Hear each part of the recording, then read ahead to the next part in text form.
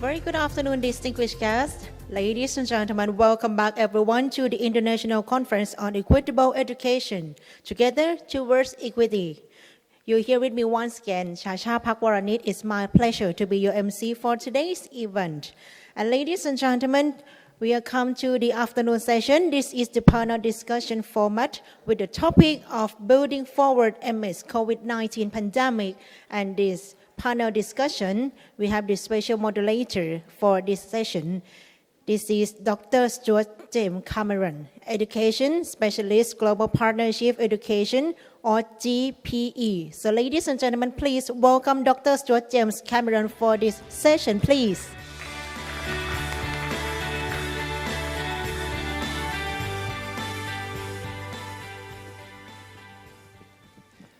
Thank you very much.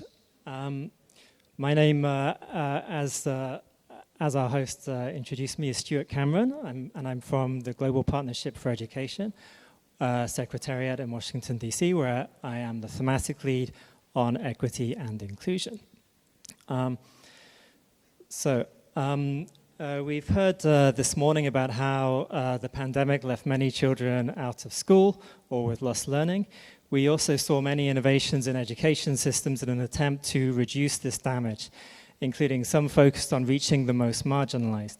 And in this session, we're going to showcase promising practices and approaches for promoting equity in education and ensuring continuity during the pandemic, and explore how these could be sustained and rolled out to a larger scale in the post-COVID environment.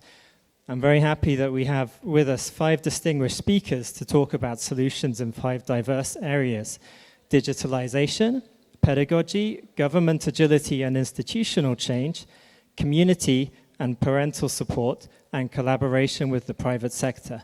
I'd like to invite our 5 speakers to join me here on the stage now, please.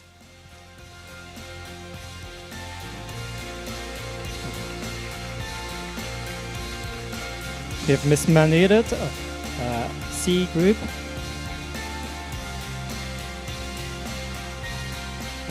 Mr. Wahab Abdullah, Ms. Risa Nihaya, Mr. Sidesh Matre, Mr. Samacha Promsu. And I'm going to, rather than go through lengthy introductions, I'm going to ask our distinguished guests to kindly introduce themselves and to dive straight into the discussion, really, and to start telling us how, what their organization is, and what the innovations are, what the approaches are that it's been using during the pandemic, how they reacted to the pandemic, and how they tried to work on or improve education equity. Thank you. Okay, hi everyone, สวัสดีค่ะ so again my name is Nok Manirat Anulom, but you can just call me Nok,นะคะ. And I'm currently the CEO of C Thailand, and can I have the slide on, please? Oh, I just click, I guess. Okay. Yeah, so just a brief about our company. C Group is actually the technology company, and we currently provide the technology platform serving in 3 businesses. The first one is game entertainment under brand Garena, so game online on PC, online on mobile phone, as well as the e-sport ecosystem. That's what we are doing, and we currently provide the game globally in about 130 markets around the world.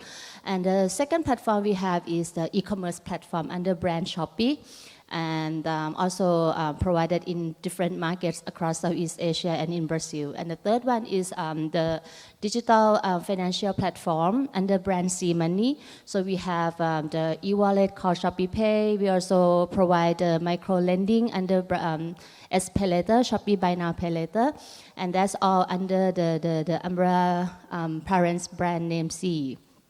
And our mission is actually to better the lives of consumer and small business with technology. And to be honest, with the pandemic that just happened, I think we all agree that like all of us has been hit in some way, right? Particularly students who, and actually not just students, but people around the world.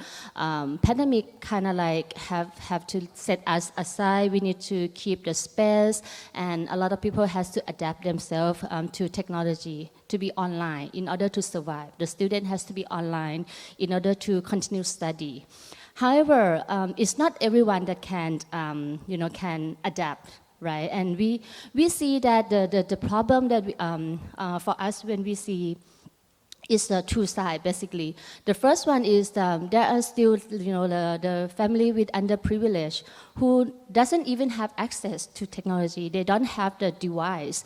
How can they like get into the online education or services, right? So at C Group, what we do is we have a lot of laptops, right? That's the very basic things that we can do. So we donate many still in the good condition laptop to students underprivileged, so that at least they have the access, they have the device that they can get into the online world.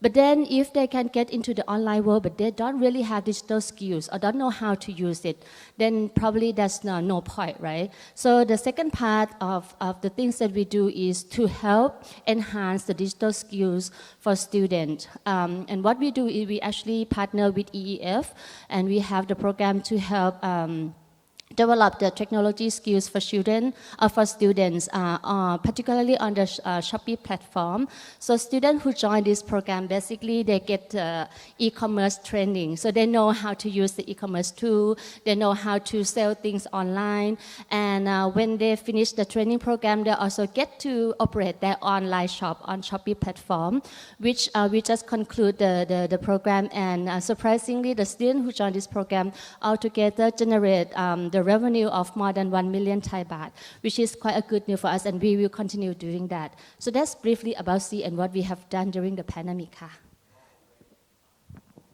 Thank you, Mr. Wahab Abdullah. Yeah, may I say good afternoon to everybody? My name is Wahab Abdullah. I'm working with Brunei Institute of Technical Education. I'm a lecturer. And then my area expertise is culinary creation as well as restaurant services. As a government school, we are tied with the government rules and SOP. I've been teaching in the institute for more than 20 years, right? Mostly on practical side. Okay, the pandemic has ushered in an era of internet education. In Brunei, the Ministry of Education and Health collaborated to support teachers nationwide with the best practice we can have. Regarding the action stage, standard operating procedure guidelines were shared. We have 4 stages. The first stage is remote online learning, where the student could access knowledge in the convenience despite of being physically present into the typical classroom at the same time. Stage 2 is distant learning. Students and instructor engage face-to-face online. And stage 3 is blended learning. It's on-site and off-site, where material was sent online and practical were completed in person in accordance with the standard operating procedure. And the stage 4 is on-site learning, where it is students are allowed to come back to schools, come back into their regular classroom. Due to the nature of higher education, the technical and vocational, so IBTE has the flexibility for the safety measure. Right? It conduct classes during this epidemic, during the stage 2 and 3 practical sessions were either recorded in live and demos. Right? I think at the moment that's for my side. Thank you very much. And Ms. Risa Nihaya. Okay, thank you. Hi everyone, my name is Risa. I'm a qualitative researcher for RISE program in Indonesia, led by the Semeru Research Institute. For those of you who might not familiar with RISE, it is a global research initiative which focuses on improving systems of education to overcome learning crisis, as already discussed by the previous speakers in the first session. In RISE, we commonly use this framework to assess the education performance and to be able to have a comprehensive understanding about an education system at national and subnational levels. And as you can see on the slide, that education system is really complex and consists of many elements. So it is very crucial to have a comprehensive understanding, as I mentioned before. And it is also important to note that I think everyone agreed that teacher is one of the key players in education system to improve the learning. But then we need to be aware that teachers is embedded in a larger system. There are many other elements that could push and pull their interest toward teachers. So we need to ensure the coherency of the education system. So by ensuring the coherency of the education system, okay, thank you. By ensuring the coherency of the education, we conducted several research around this topic. One of them is about the bureaucratic capacity. In this research, we found that it is highly important to have high quality bureaucracy, so that if the leaders will step down from the office, they will still defend the good quality of education policies. I think that's all. Thank you very much, Mr. Sudesh Matre. Next slide, please. So, hi, my name is Sudesh Matre. I am from Pratham, a large non-profit in India. Pratham's mission is every child in school and learning well, and my role is measuring the scale and impact at Pratham. So my topic today is community and parental support during the pandemic. If I split into two halves, the first one was at home. I mean, Pratham worked a lot with children in the school and in the community, but not a lot at home. During the pandemic, we spent a lot of time expanding the network of connections at home, connecting with parents, because we could not reach children directly. So the idea was to, one, expand the network, two, leverage existing networks to reach more parents, three was to sending messages to parents, and then fourth was sending messages was not enough. So following up is very important. So what happened after sending a message in a community was something that we worked on extensively during the pandemic. All of this was quite new, so many learnings, many small scale deep dives or mini evaluations were also done while we were trying to learn how to reach children. So Pratham is famous for teaching at the right level, but we called this phase as reaching at the right level during the pandemic. In the community, India had one of the longest closures of schools across the world. So in the community, I think we spent a lot of time working with volunteers as well.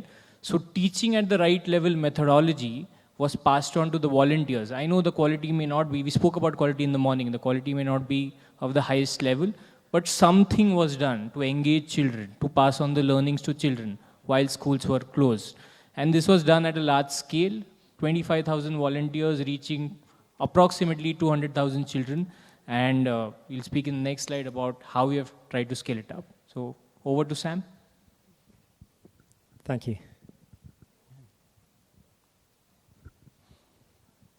Please go ahead, Mr. Samachi.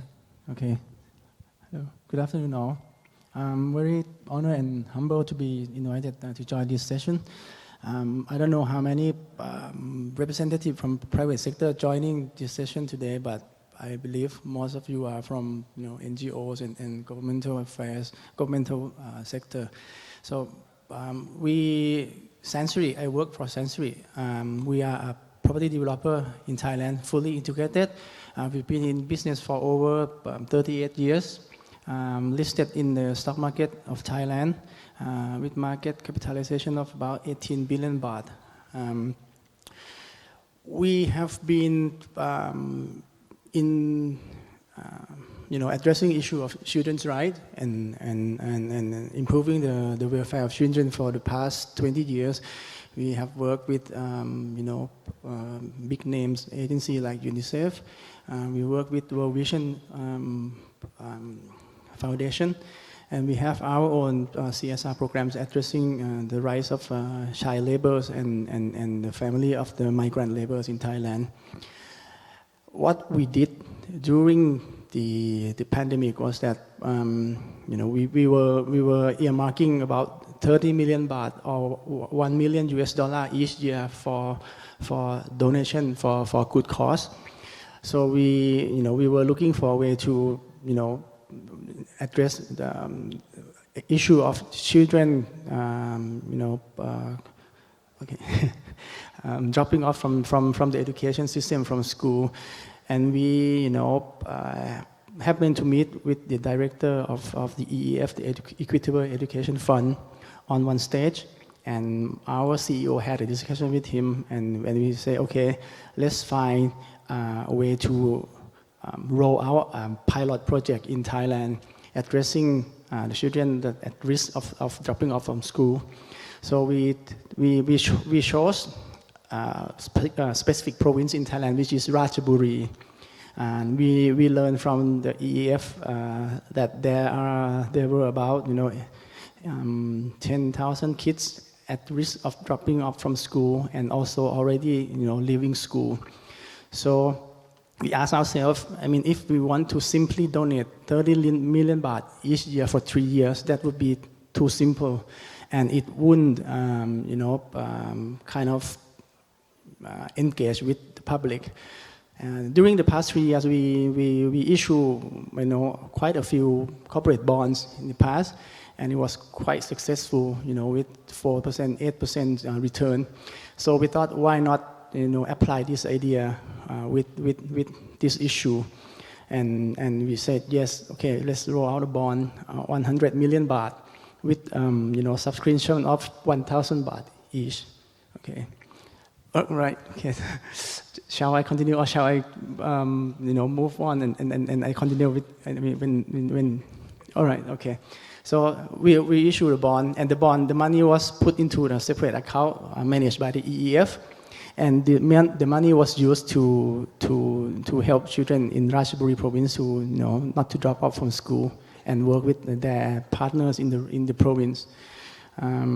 That's a brief detail that I would come back and tell you more in the next round. Thanks very much to all of for all of these great presentations, and thanks to everyone for sticking to our very strict and short timeline. And this, in case you're wondering, is to allow us to have plenty of time for discussion and questions afterwards. So we've just had a very brief taster, but of a really fascinating range of approaches across private sector, government, NGOs, here in Thailand, in Indonesia, in Brunei, and in India. I'm really just going to go straight into the next question, which I'm sure you can anticipate, which is what's next for these things? Can they be scaled up? Can they be continued post-pandemic? Do they have value for larger groups of children or larger populations? And so I'm going to go directly back to Maniat and ask you to talk again about what happened afterwards. How did you try to bring other organizations on board with the kind of activity you were doing? Sure, thank you, Ka. So I think in order to sustain, to make it sustainable and to scale up, it's gonna go through two things. Right? First of all, I think to make it sustainable, we need to educate them. We need to ensure that they have enough knowledge to make it sustainable by themselves, right? Rather than just waiting for someone to come and help them. So at Sea, since we are quite familiar with digital know-how through our platform, whether Garena, Shopee, or Sea Money, what we try to do is we try to combine the digital know-how in the area that we in. For example, in Garena, the game business, we make the website and called Garena Academy. So whoever interested in the game online business, how to involve in or how to develop the digital skills regarding to the game entertainment, they can go to the Garena Academy for that. Same with the e-commerce. If they're interested in to know about e-commerce technology, then they can go to the Shopee Academy, Shopee University for that. And financial literacy is also very important. So we have this the C-Money Academy as the digital literacy on our website. And then we try to scale this up by combining all three and put it under C Academy. We provide that through our platform and open it for free, so anyone can just go in. Because sometimes people who are interested in digital, they may not know what area they're interested to. So we combine everything into C Academy. They can get into that, so they see everything that we have, whether the game, entertainment, e-commerce, or financial, and they can select what they want to learn more, and that's for free. And we think that by giving this the know-how, knowledge hub, that will help sustain in one way. The second way is definitely we cannot scale up by ourselves alone. We need partnership. So what we do is we partner with different partners. Definitely EEF is one of our very important partners, like the project we talked about before, the e-commerce 101, that we have this project and the students join, they get a chance to operate the online shop by themselves. We also have this program called Gamer to Coder. This one we partner with the Ministry of Education, and the students who are interested to join this program, I think it's about 1,000 students at the moment. They get to train to code, like write the gamification, a certain part of the game, something they're already interested, like. But we put the digital skills for them. They try to learn how to code things, and then eventually kind of like compete with another team. So that's another way that we think it can scale up through the partnership and leveraging the strength of each of us. I think we are as a company we have strength in one thing, but the partners like EEF or Ministry of E-commerce or others also have strength that we can leverage from each other to scale things up. Thank you.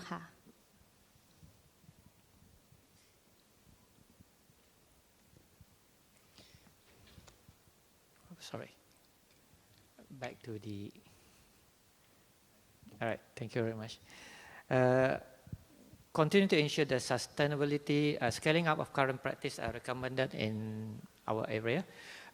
For example, having the checklist to ensure smooth running of classes, to allow educators reduce the time consumed, and then there is the flow of the functionality. And then during the pandemic state, all educators were obliged to turn themselves into a tech-savvy role. So previously was not very, even though we are in technical schools, because of we are doing class in face-to-face, online is a very rare for us. So during the pandemic state, all educators are obliged for this tech. For myself, many trials were done to make online classes, to make comfortable and easygoing. And then I found myself looking at where three main things, that is hardware, software, and accessibility of hardware. For example, the hardware, we used this camera, a camera, phone, laptop, tablet, and then a webcam. Each device has their own unique character. Right? I myself is a cook, a culinary. In terms of my culinary, all my lessons are cooking demonstration required a visual access, such as a camera or phone, because when we are cooking, I have to show the students the ingredients. So during the mise en place, I have to lay out all the ingredients on the table, and the importance of camera or cam to deliver the ingredients what I have. Okay. And then the four combination table stand, for example, TV, flat TV, I was not able to, of course, I was not able to type, so communication here is very important.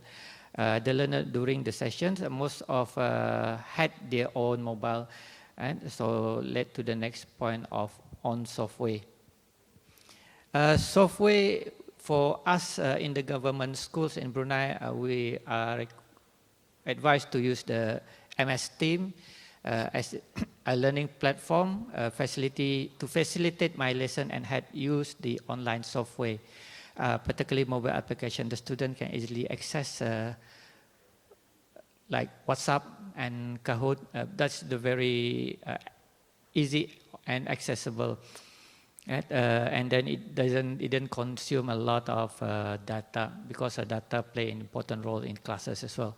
Accessibility for this, it was very important to check whether students are able to access for the learning material activity for them to be able to participate in the lesson process. And moving to the second point is we practice to have to be include experts from the industry for demonstration. This is to enforce student learning and realization content learned of the industry practices. Students are also able to experience the realm of expectations of stand-up within the industry, and appreciate the value of feedback towards their performance. Right? And then the third point is the lesson premises. It involve the practical demonstration, easily transferable to different modules, for example, businesses and other educational institutions. For that, lesson plan is very important. The simpler the lesson plan, the easiest way student to engage a student to comply with what our requirement.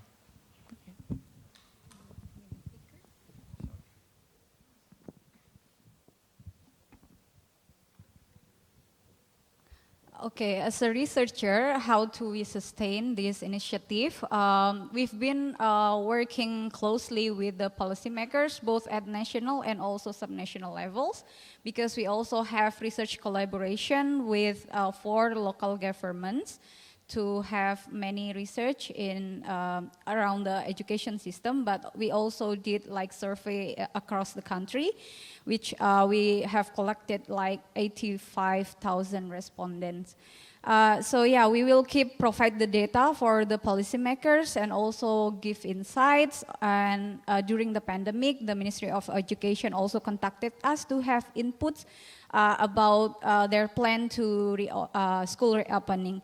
And we also engage with general audience through our social media and also websites. So for those of you who want to read our research findings, you can find it on our websites, rise.smeru.or.id.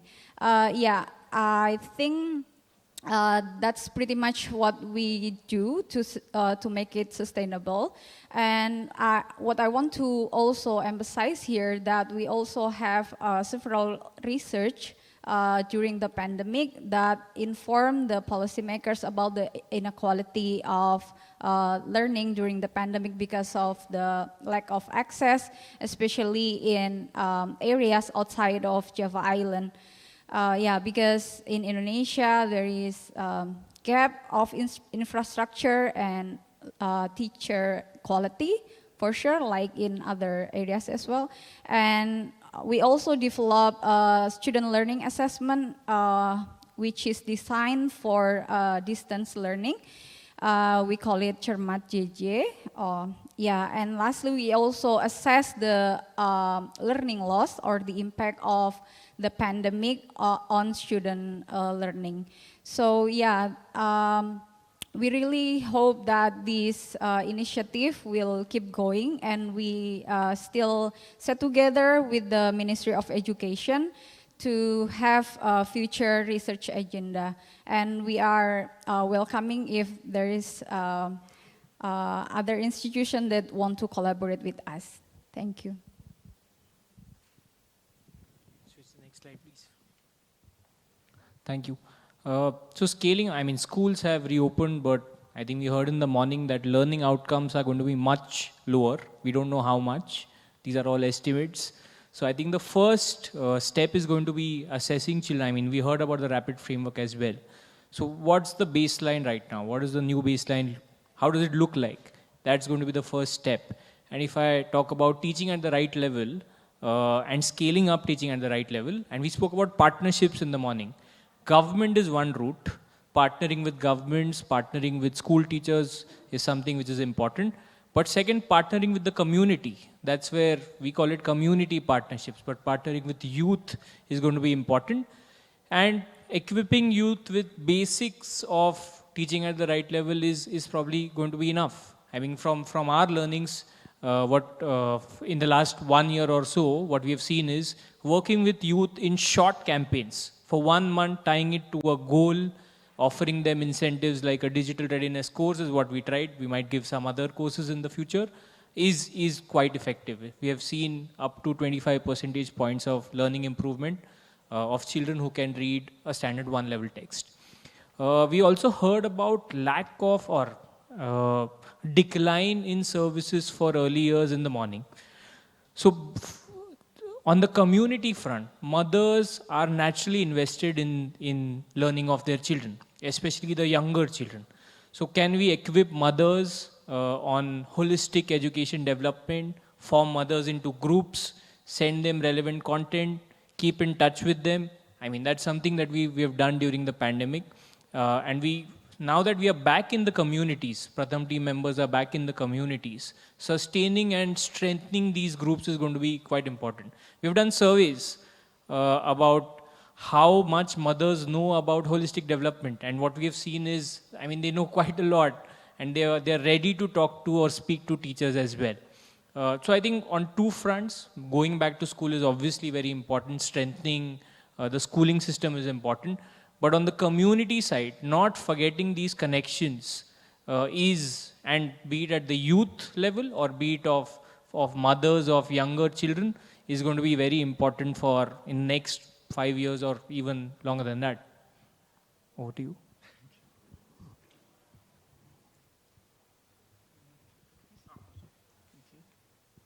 Yeah, thank you.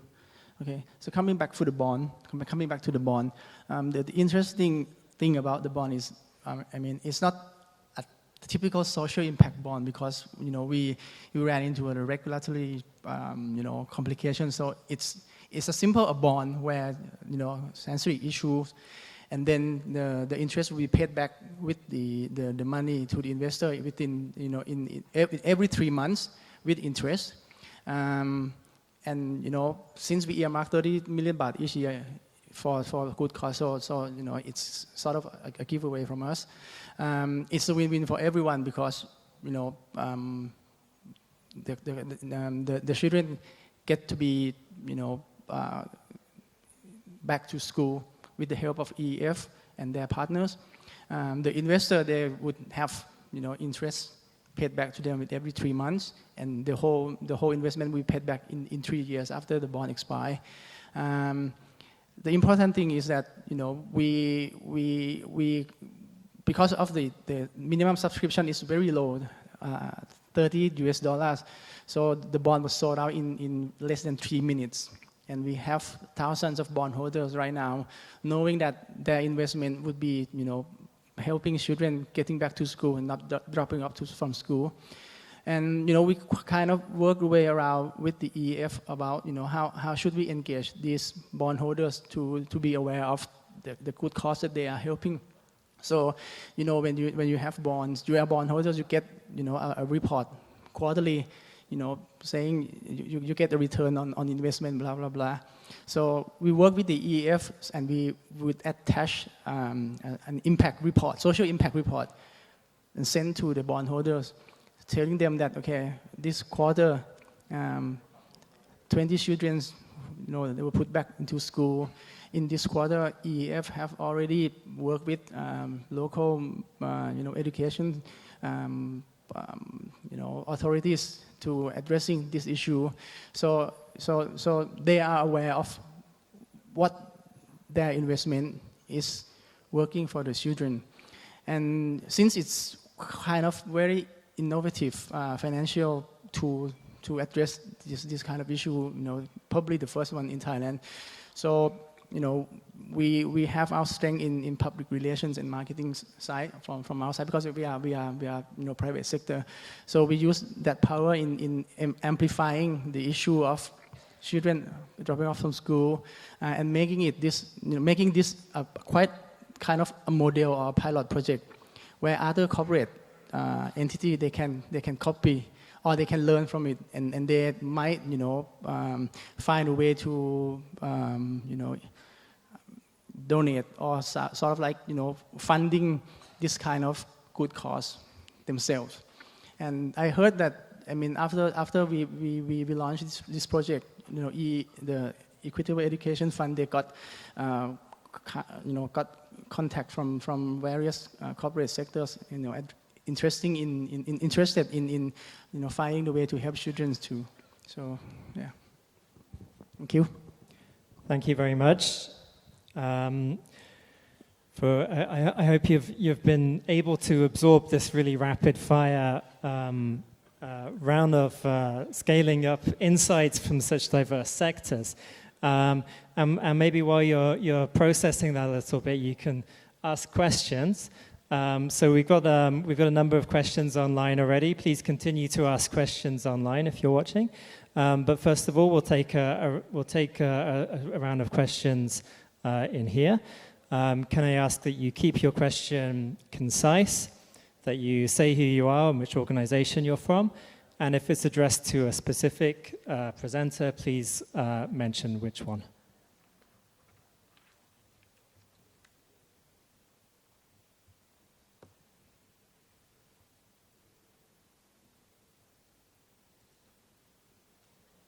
Okay, I'm not seeing any questions in the room so far. If not, then I can go straight to online questions first. Okay. Let me start with online questions, and we'll come back to the room afterwards.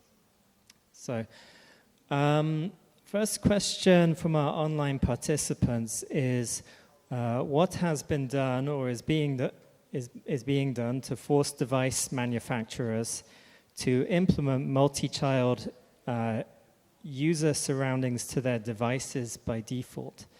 I'm not sure if we have any further context for that question, but I guess it's in relation to computers or other devices being used for education. Would anyone like to come in on that? So is what's being done to force device manufacturers to implement multi-child user surroundings? I don't know if that question's a bit unclear, or if we can provide any further context on that. No. Okay. Okay. I'd ask that online questioner just to provide a little bit more context, because it's not clear what is meant by that. Okay. What is the panel's view on the extent to which schools are prepared to build teaching and learning modules in the form of video and audio according to the ability of students in the class, and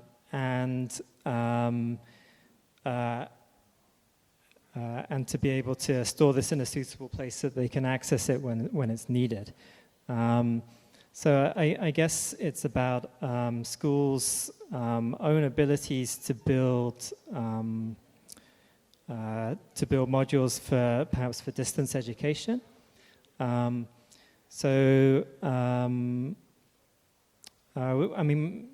Maybe it would be better if we could comment a bit about how schools, in the context where you've been working, have been prepared when it comes to using the technology to offer distance learning kind of at the school level.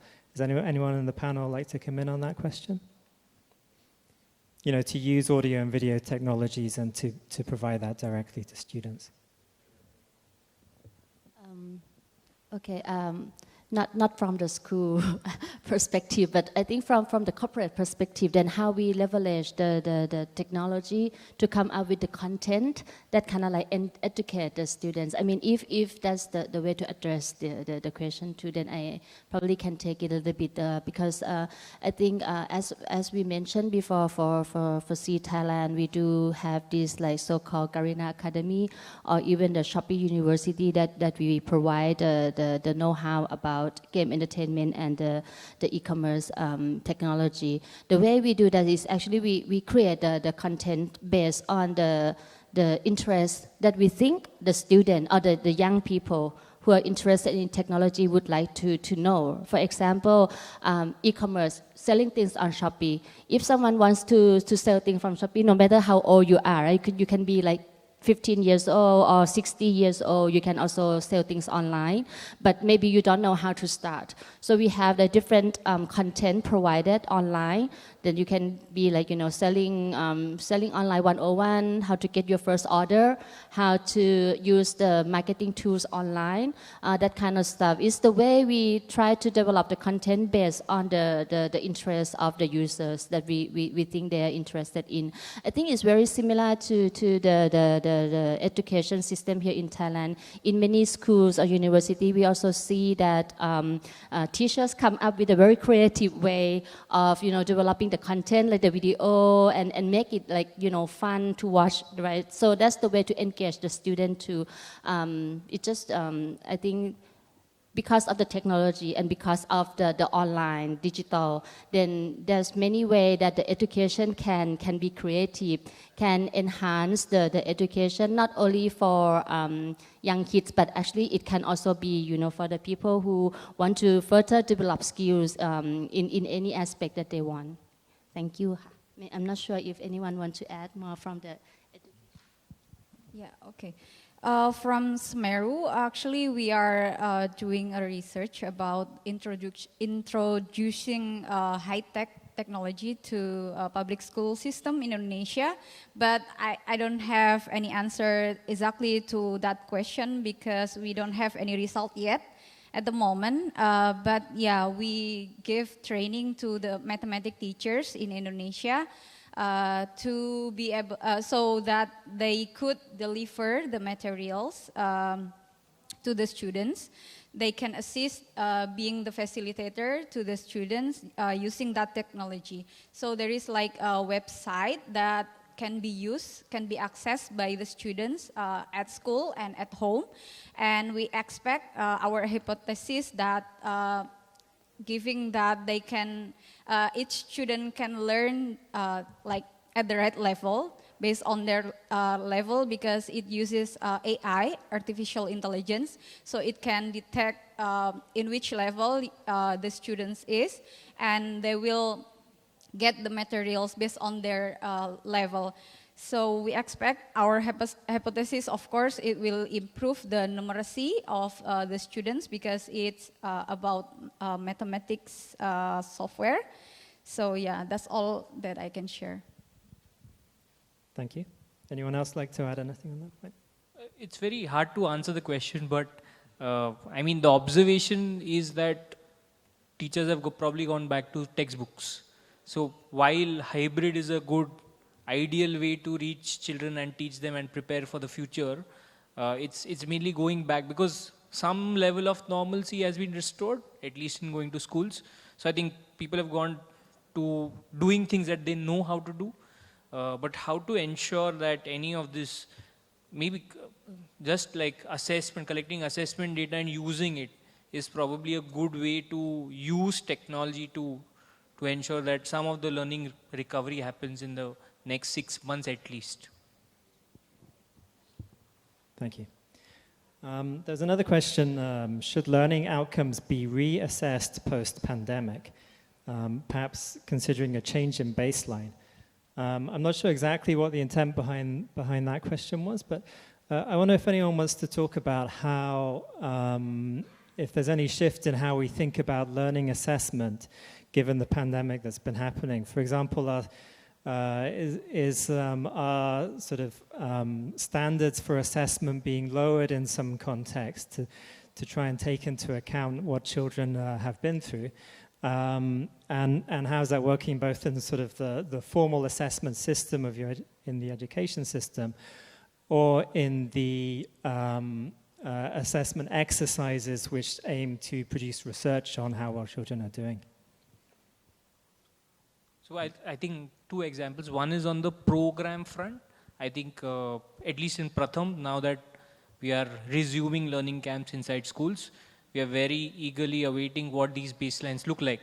So the question is obviously, yes, this is being done, but what exactly do these baselines look like? If I try to compare a grade 5 child to a grade 5 child now to a grade 5 child 2 years ago, do they look like a grade 3 child right now? I mean, is it 2 years, 1 year?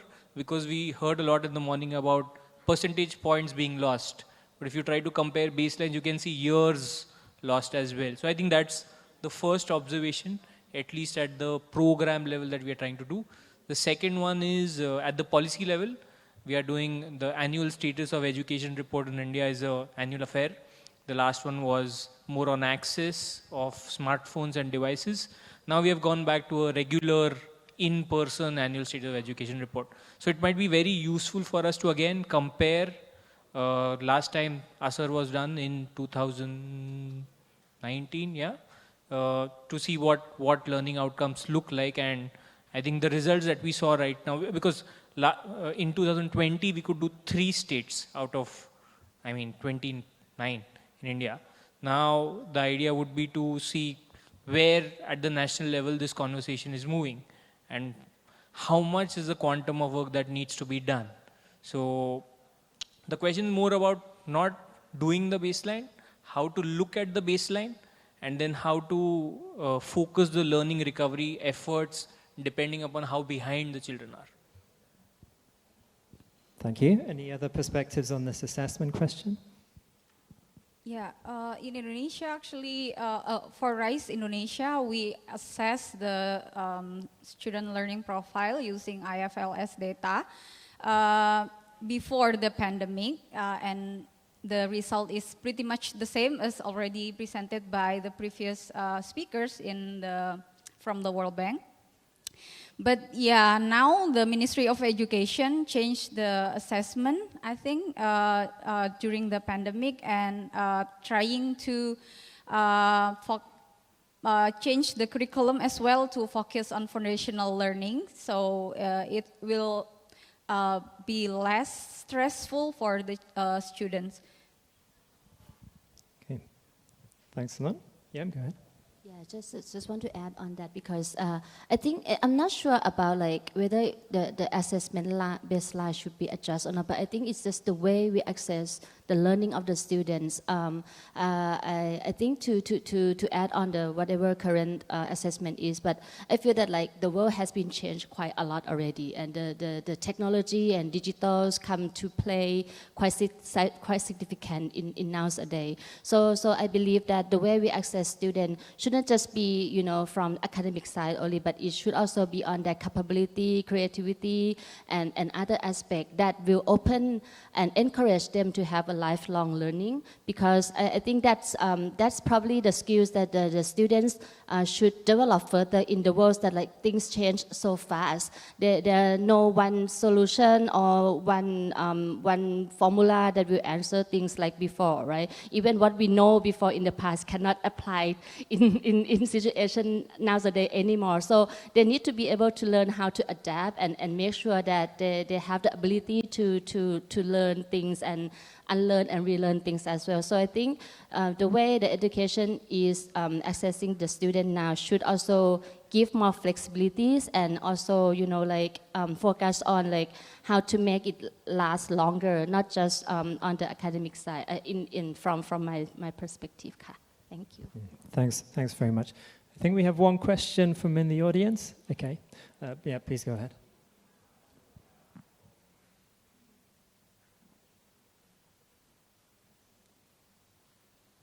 Thank you to the panelists. My name is John Catt from Community Systems Foundation. I appreciate the insights on each of your initiatives through the pandemic. I'm curious about the context in which you're doing the work, thinking about sustainability, scalability, and impact. I'm wondering, who was coordinating your work nationally? Were you jointly planning with others? Maybe in Thailand it was EEF. I'm interested in India and Indonesia, Brunei. What was the process of joint planning, joint implementation, any responsibilities for reporting back or monitoring? If you could say a little bit more of the context you're working would be interesting. Thank you. Thank you. Yes, please. Since you mentioned EEF, it's quite an interesting relationship because the private sector we move very fast. So no offense, but we kind of push EEF quite hard because we first got in touch with them in probably October, and we launched the program in January the next year. So it's quite as an interesting relationship, and we as a private sector we took the liberty of setting the tone that we want to move fast because we know that the problem that you're presenting to us is very is a big one for the country, and the faster we move, the faster we get a sample of results. And the quicker EEF would be able to use that information to persuade other private sector to join in or to find a way to fund such an issue. So every month we have sort of like an online meeting with them since during the pandemic, and we also went down into that particular province with the EEF ourselves to learn from their side, because we're sitting on a tower, we don't know what's happening down there. So they invited us to look at, to meet the teachers, to meet the children, to meet the parents. So we learn both way of whether are we pushing too hard, what kind of obstacle or the problems that they're facing down there. So it's like two-way communication that makes it happen. Yeah. Great, thank you. Yes, yes, Sudesh, go ahead. So, on the context, I feel it depends, at least during the pandemic, it depended on the opportunities to scale up.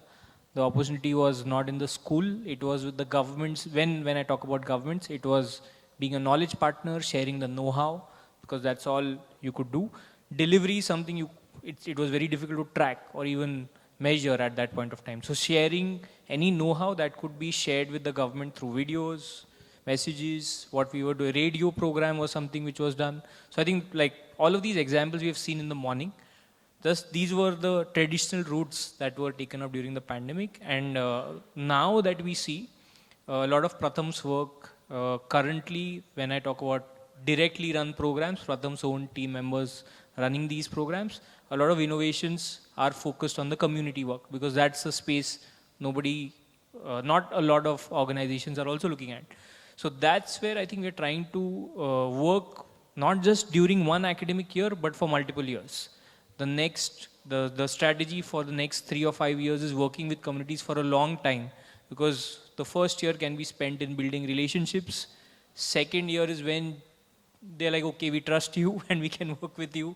Third year is probably when you start seeing results. So I mean, this all a lot of hypothesis, but measurement is ongoing for multiple years. So it depends on the opportunities, but also depends on the connections that were built during the pandemic. And leveraging those connections now is going to be important. I mean, everybody is going to go back to normal or try to think about that. But the idea is to not forget what was learned during the pandemic. Thank you. If I can just come back a little bit on your response. Pratham seems an interesting example in that it's potentially a thorn in the side of the government, holding government to account with its assessments and everything. So how does it balance that role between cooperating with government and getting on well with government? I mean, so one is on the policy front. The idea is to, the surveyors, when we talk about surveyors, anyone doing the assessment, these are community members. So it's a community-driven assessment. It's something that is public, that can be shared with anyone. Second is with governments, the idea is to share the know-how. There might be many candidates who are ready to accept and move on. The third point important is context again, is the national education policy in India. In 2020, there was a big shift from access to learning outcomes, and using that conversation or utilizing that conversation to share or scaling up is going to be very important. So that's how, it's not that it's something new. We have done it in the past before the pandemic, but the idea is to continue building these relationships even post the pandemic. So yes, there are two sides to the coin. There is some balancing which is done. I mean, communication front is very difficult to answer, but the idea is to keep knocking at the door. Some doors open, and you move ahead with that. Thank you. Go ahead. Okay, so to give you a little bit context about RISE program, as I mentioned that it is a global research program and a multi-country, one of them is Indonesia, and it was funded by the FID, the UK, the Fed from Australia, and also Melinda Gates. But as I mentioned previously, that the funded will be end at the end of this year. So we are looking for another research funding at the moment with Ministry of Education. About the our joint collaboration with Ministry of Education, we always inform from the research, from the beginning of the research to get the letter, endorsement letter from the ministry to conduct the survey, the data collection, until the findings. We always inform them so that they can have a better understanding about their policies. As well as at the subnational level, we also have research collaboration with several districts in Indonesia. And yeah, we always provide data and also inform about the effectiveness of their policies. For RISE program Indonesia itself, we've built partnership with several institutions like IGHD, or Amsterdam Institute for Global Health in Amsterdam, in the Netherlands, and Mathematica Policy Research in Boston, also ADB Institute in Tokyo. So yeah, we are a very big institution, research institution, and we are looking forward to have future collaboration with you all. Thank you. Wahab Abdullah, would you like to say anything about in response to that question about the position?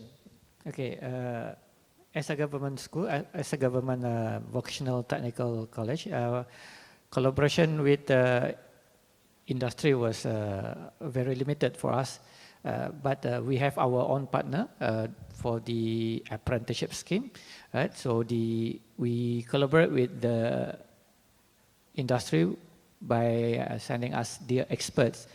Right? For during the pandemic, we mostly use the online, right? online learning. Right? For example, for my son, I'm a culinary teacher. So on my assessment, we have to create a task that to make student more creativity. So we send the student all the ingredients to their house. Right? And then we give them the assessment and the task what they need. So they have to upload all the assessment into the YouTube. That is YouTube that not all people can access. It's only accessible by the Ministry of Education and the IBTE headquarters.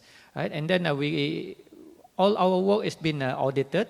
Right, by our external auditor. So we have to prepare all this documentation, for example, what is a requirement, and then the audit will give us any green light or red light. So not so much on us in collaboration with other industries.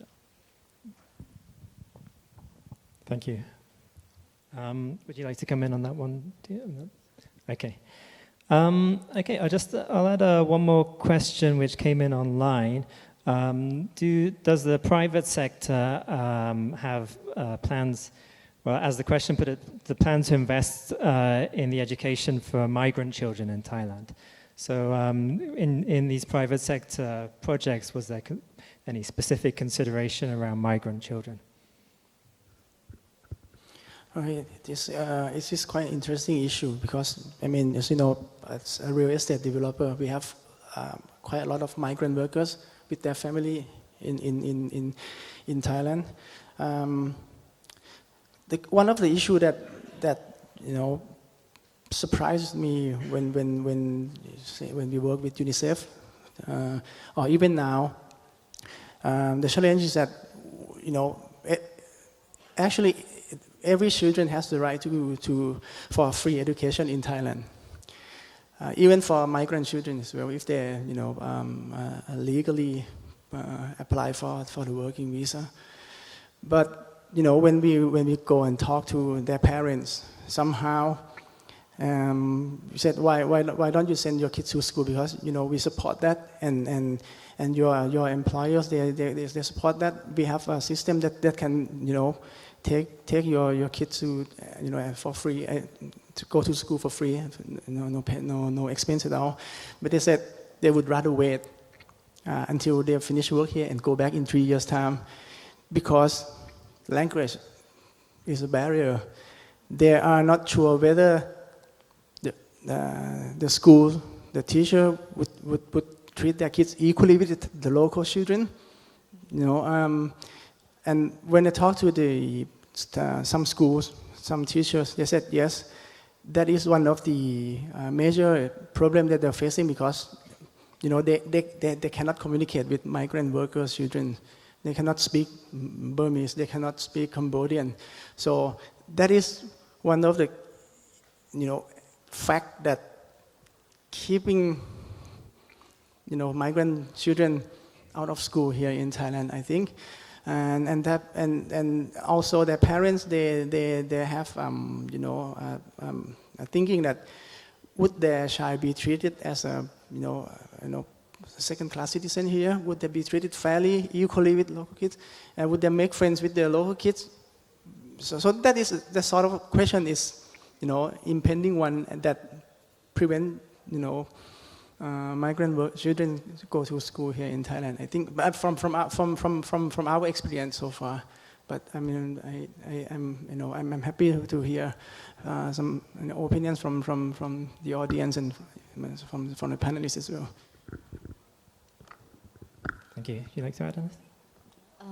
I think for us, our know-how hub is online, so actually it's open for everyone. We probably didn't really specific the target of like, oh, pushing for this type of group and that would be probably just open for everyone. But I do agree with Kun Samasha that the language barrier might probably be one key thing that might be some kind of barrier to entry for children on that group, and which that's quite unfortunate, and I think it's probably not on the private sector only, but I think it's probably gonna be in order to solve that problem might be the collaboration across different sectors to address this together and see, you know, like how we can leverage the strength from each other and help this group of children.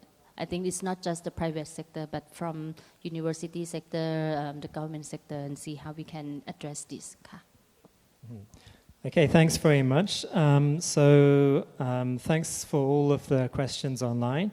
We haven't answered all of them, but I hope we'll be able to respond to some of those questions through online forums afterwards, through responding directly on the online system.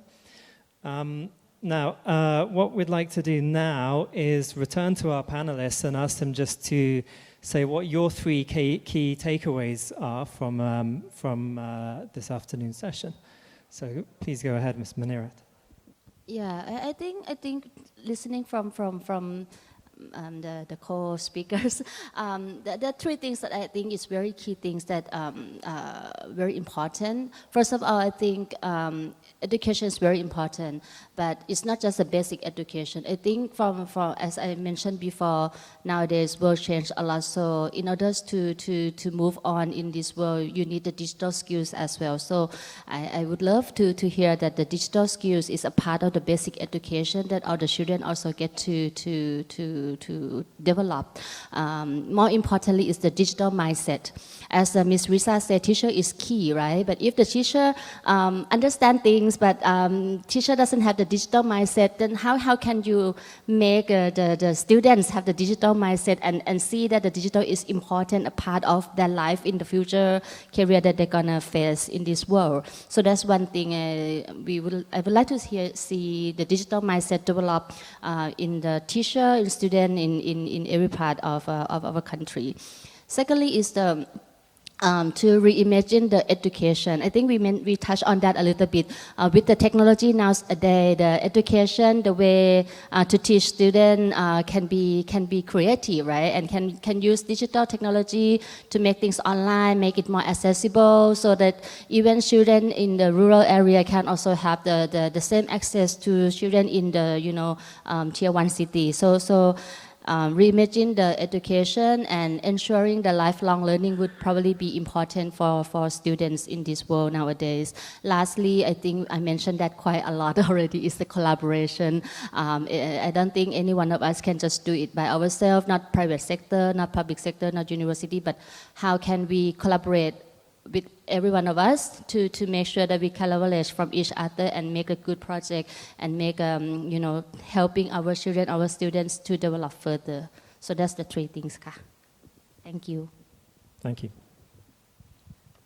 From our side, the three takeaways for me is one is the effectiveness, efficiency, and the expansions. Teacher and students are the main key actor of the change to ensure the effectiveness of practicals during the pandemic. The teacher have to be very creative so that it will help the student to be more involved in terms of the approaches student would learn and then be motivated. The efficiency is the proposed improvements in terms of the condition of the facilities, and then working in the means of institutions and capability of teachers as well as students to be taken into considerations. And then having the systematic approaches and attitudinal as a result of demonstrating and practice to promote expansions to learn boundaries. Being able to expand for normal teaching approaches encourage extensive use of alternative method of learning. Right? So encouraging the student to be more involved in the activities.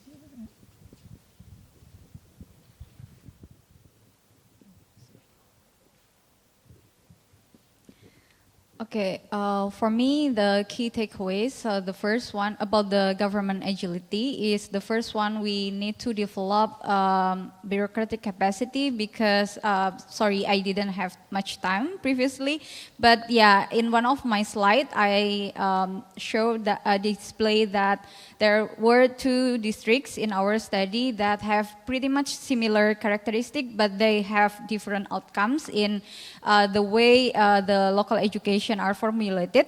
And one of the explanatory variables is because the bureaucratic capacity. District A have better bureaucratic capacity because it is less politicized. So during the pandemic, this district could do maneuver to develop many policies that focus on improving the foundational learning, develop the adaptive curriculum, and also invite parents to have a voice about school closure and also school reopening. And then the second one is about the parental involvement. I think it's already mentioned by Pratham that it is really important because in one of our studies, we also found that it could minimize the learning loss when the parents have active participation in children's education, especially for the low-performing students, because they could learn at their right level. And lastly, as already mentioned by Kun Nok, that it is really important to have a collaboration. In RISE, we call it like aligning system or making system coherence. So everyone in the system, all elements, all actors, institutions work together to improve learning. That's all. Thank you.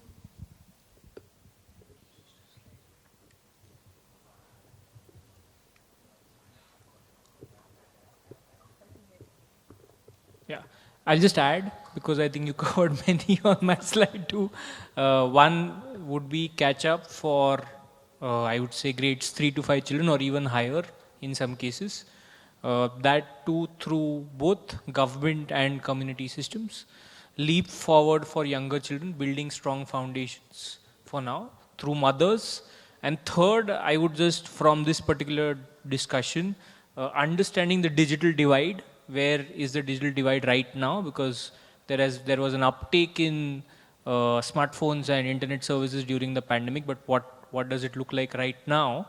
And then addressing the digital skills, because that's a scaling multiplier, I would say. So I think these would be my three.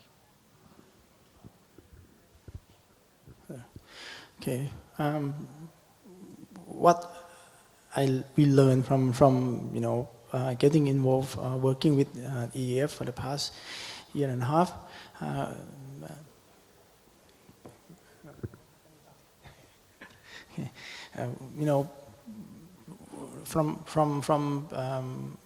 From a private sector perspective, I think the equitable education issue is very complicated and a sensitive one. We have to look at various stakeholders in the ecosystem. It's not only the children or the parents, but also, it's an issue of local government, local educational institutes, and we need to understand them thoroughly and make sure that balancing their problems and their incentives. It's something that it's not an instant, or it's not like an instant noodle that you pour hot water in and you can eat. It's not a universal solution for every area. It's like when you want to penetrate into particular markets, you have to understand everything thoroughly just to make it work. So that's what we learn from getting involved with the issue, and luckily, we believe that I believe that this kind of seminars or forum is something that put everyone together and learn from one another. So I think that's a great thing that we've been past COVID and we can meet face to face and have an actual discussion, and instead of just Zooming or doing video calls, it's more intimate and it's more useful. Great, thanks very much for those takeaways. I'm going to try and sort of recap with, where this was all coming from. The discussion this morning was about how showing the extent of children who are out of school during the pandemic, and in many cases who are remaining out of school at the end of the pandemic, and the extent of learning loss among those who are out of school during the pandemic. And we knew before the pandemic in many countries that there were already severe issues with learning. This is part of why organizations like Pratam moved into that area, part of why RISE was set up, to really focus in on those learning issues and to try and move them forward. So we had already started to learn something around how systems can respond to these challenges, but maybe not nearly where we needed to be to respond to the scale of this pandemic and the setbacks that it's led to. However, there were these various innovations arising during the pandemic across a number of different sectors, which show a lot of promise for helping to improve things, but not necessarily on their own in isolation, right? They need to be brought to scale and seen in a wider context of education systems. So kind of borrowing the idea from the RISE presentation that you think about aligning systems, whether all of the components are aligning into a coherent system. That's kind of where you need to be if you want to scale up from an individual innovation to something which can actually, at a large enough scale, reach the children who are most affected by the pandemic and who are already most affected because they were, for example, marginalized, or they were in systems which were not effectively enabling them to learn. So I want to kind of highlight a few of those elements. I mean, first of all, the financing is kind of an obvious one, and many countries in this region and others are currently facing straitened financial circumstances when it comes to education financing. Not always clear whether domestic financing will be maintained at the same levels or if aid financing will either. And the need for innovative mechanisms to encourage that, as have been set out at the Transforming Education Summit as well, are starting to be recognized and are likely to be quite a pressing need for these. Technology and the digital divide are now well-recognized set of issues around the need to use technology better, but also the problems of relying on technology among the children from the most marginalized groups who may not speak the who may not speak the same language, children who have disabilities, for example, and ensuring those technologies are available to all, ensuring that the digital skills are in place for all children to benefit from them. The pedagogy and training aspects, the ways teachers are trained, ensuring that these are coherent with the rest of the system and these innovations which are being introduced, that the governance and bureaucracy around it is able to respond to these challenges, that it's responding at different levels, whether that's a decentralized local level or at the national level, and that parents and communities are involved. And when we think about parents and communities, we start to understand a bit more about the barriers facing the most marginalized groups, because they should be able to provide that information into the education system. But there's still a need to go further, right? Because you are not necessarily capturing all of the information on the most marginalized. So are you capturing whether innovations are reaching the poorest populations, the most remote areas, children with disabilities, migrants, and all of the most marginalized groups in each country? Is it really leaving no one behind? Or is it, in effect, widening disparities in order to advance learning among some groups? So that need for actually monitoring how programs are working at a fine level is clear when it comes to scaling up, understanding and addressing those barriers for all children. But with that, I'd really like to thank the organizers for the Equitable Education Fund, UNESCO, and everyone else who's been involved with this. I'd like us to show appreciation to our 5 distinguished speakers today. If I can invite a round of applause. Thank you very much. Thank you very much for this fruitful panel discussion. For this session, and especially thank you very much to Dr. Stuart for being the amazing MC or the moderator for this session. Ladies and gentlemen, and next we will have a short coffee break for 10 minutes, and we will come back again at 2:45. Please relax yourself with the beverage that we provided outside, and we will back again at 2:45. Thank you very much.